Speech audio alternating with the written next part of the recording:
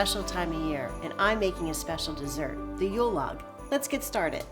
So the first thing I did was make sure I preheated my oven for 350 degrees. And now I'm taking a cookie sheet that has edges to it, sprayed it, lined it with parchment paper, and now I want to give it one more spray because we certainly don't want our cake to stick. And we can just set that aside for now. So the first thing we're going to do is our dry ingredients. I have a half a cup of all-purpose flour, a quarter cup of unsweetened cocoa powder, and a quarter teaspoon of kosher salt. And I just want to sift these together to make sure that we have a nice smooth batter. So apparently the story behind a Yule Log recipe is that it comes from the tradition of people years ago burning a Yule log during the winter solstice or at Christmas time to bring good luck in to the new year. But the first time I heard about it is in 7th grade when my French teacher told us we each had to bring in some sort of French food for our Christmas party. And apparently I raised my hand and said, I'll make a Buche de Noel. Well, I'd never made one before. I was blessed to live next to my grandparents, and I ran over to my grandmother and said, Grandma, will you help me make this Buche de Noel? And although I was very confident that she was the baker in the family, I still thought this looked pretty tricky. I mean, thinking of taking a cake and rolling it up in a towel seemed absurd. But we did it, and it turned out just fine. And now my sister and I make it, and my kids have learned, so hopefully the tradition will continue. All right, that looks pretty good. We'll get that set aside and we'll start the next thing. So we want this cake to be airy and light because we are going to roll it. And to do that, we need eggs, cold eggs. I have 6 of them that I'm just cracking and separating. I want the yolks in one bowl and the whites in another. And then we're gonna beat them up. So I have my 6 egg whites in my mixing bowl, and we're just gonna beat these for a few minutes until they're soft white peaks, and then I'll add my sugar.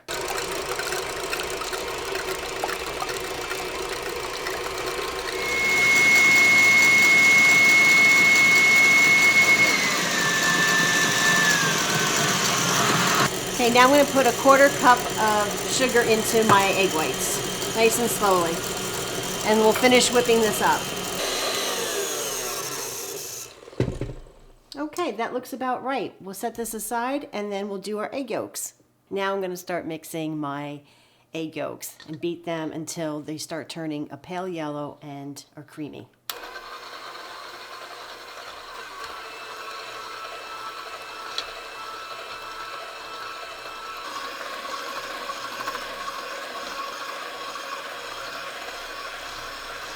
So our eggs look like they're at the perfect consistency for me to add my sugar, and I have a half a cup of sugar here. Just gonna add that, a little at a time.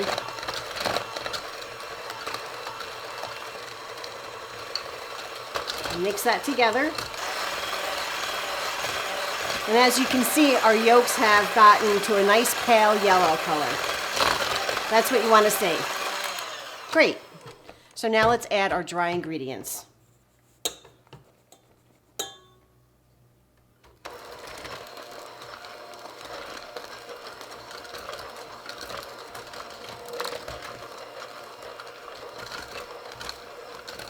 Just takes a minute or so. Start out slow.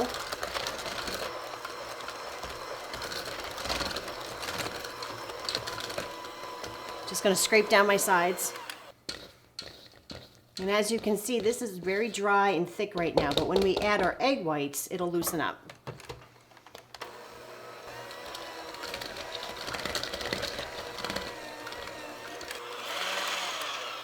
Okay, let's set this aside. So now we're going to start adding our egg whites nice and gently. We're probably going to put them in 2 or 3 batches at a time because we want to make sure we don't deflate our eggs. This is what's going to give it a nice airy consistency. We're going to cut and fold, cut and fold. You don't want to mix because mixing is going to deflate your egg whites. Just keep adding a little at a time. Get underneath, cut it through, and flip it over. Cut it through, flip it over. And eventually you'll see that it all mixes well together. It's amazing how much egg whites come from 6 little eggs. And it's okay if you see some of the egg whites. When we spread it on our pan, we can mix it through. Okay, this looks good. Ready to be put into our baking pan. Okay, now we're set to pour this onto our greased parchment-lined baking sheet. Very gently. And now with an offset spatula, we want to spread it out to the sides, hardly touching it because those egg whites are what's going to help it stay sponge-like, and it'll help us roll it easier. Nice and gentle. You see a little bit of whites, that's okay. You can just blend it in. You're going to want to keep spreading it, but the less you touch it, the better. I'm going to head this over to my 350-degree oven for about 12 to 14 minutes. You want to watch your oven because everyone's is different, and you do not want to overbake this. If you overbake it, it could become dry and it'll be harder for us to roll. So watch it carefully. Start around 12 minutes.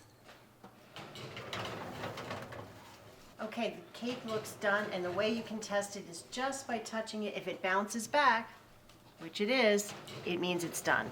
So let's take it out. Okay, for my oven, it took about 13 minutes.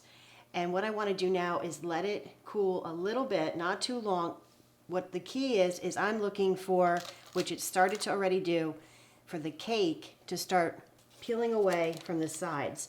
I'll let it do this for a couple more minutes, and then I'll come around and I'll scrape any pieces that are attached just to give it a little hand. So while this is cooling, in the meanwhile, I'm going to go and dust my dish towel. Okay, a little bit of fun. We're just going to sprinkle a clean dish towel with powdered sugar, and this is going to help us when we roll our cake into the log. Okay, here comes the exciting part. We're going to flip the cake onto our dusted dish towel. For me, there's no slow way to do this. We just say a little prayer and we flip all at once. It's very exciting. You ready? And be prepared. The sugar's gonna go all over.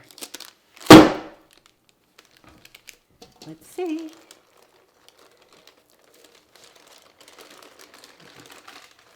All right, one piece. Excellent.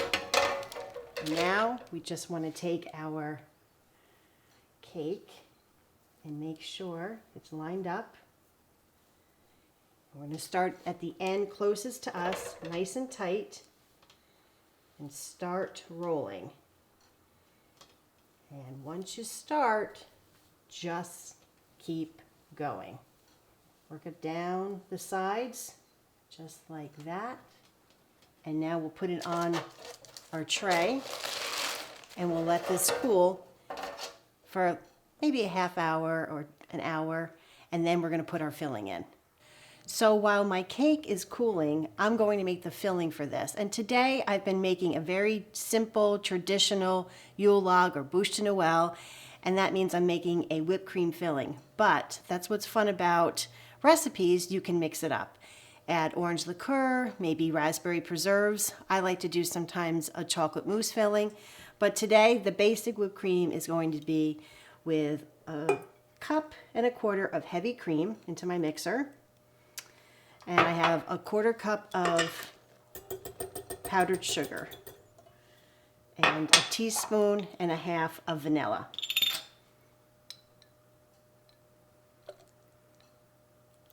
Oh, it's a little heavy. And we're going to start mixing this until it turns into a nice, rich whipped cream.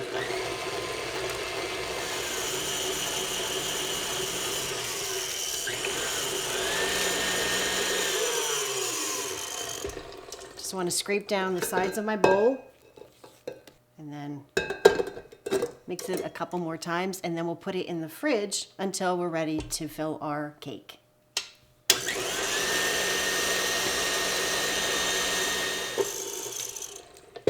That looks like the right consistency.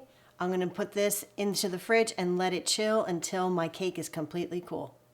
Okay, my cake is nice and cool, so we're gonna unroll it and fill it gently. And if it does crack, it's okay, no need to panic, because we will frost it. Fingers crossed. All right, and as you can see, by doing that, it gave the cake some memory. Now we're gonna fill it with our whipped cream. Just put a couple dollops at a time. And then with our offset spatula, we just want to spread it out evenly. Spread it out almost to the edge, like such. And then we're gonna roll it up one more time. It looks pretty good. And now we're going to roll it again. And this time, as we do it, we're not tucking the towel in. We're just going to roll the cake. But we can use our towel to help guide us. And if it's cracking on you, that's okay. Remember, we're gonna frost it. Just gonna tuck it under.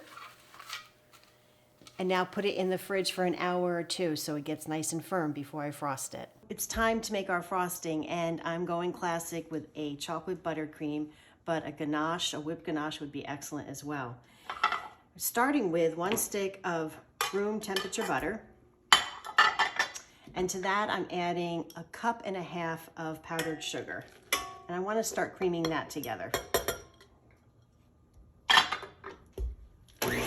Woo!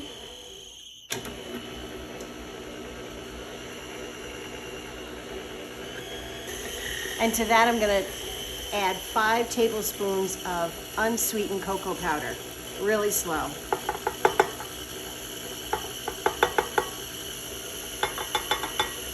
And now 4 tablespoons of heavy cream.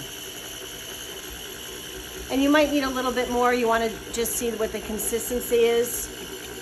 That it's nice and spreadable. As you can see, it's starting to clump together.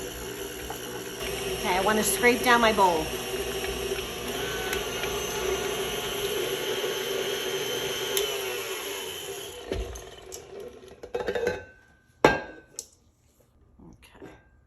Give that another mix or two, and then we'll be able to frost our cake.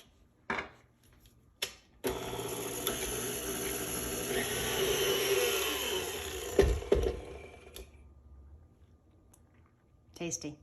All right, so now I've plated my Yule log, or my Buche de Noel, and we want it to look like a log. So we made sure I trimmed the edge so you could see the nice little spiral.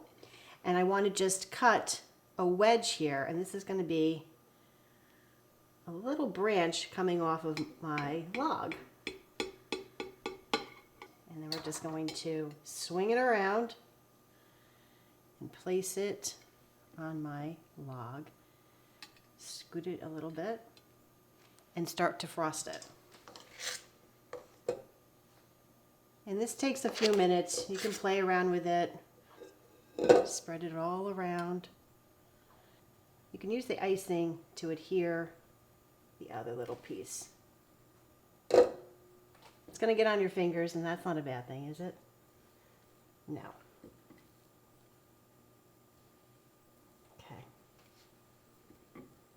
And just keep working it all the way around.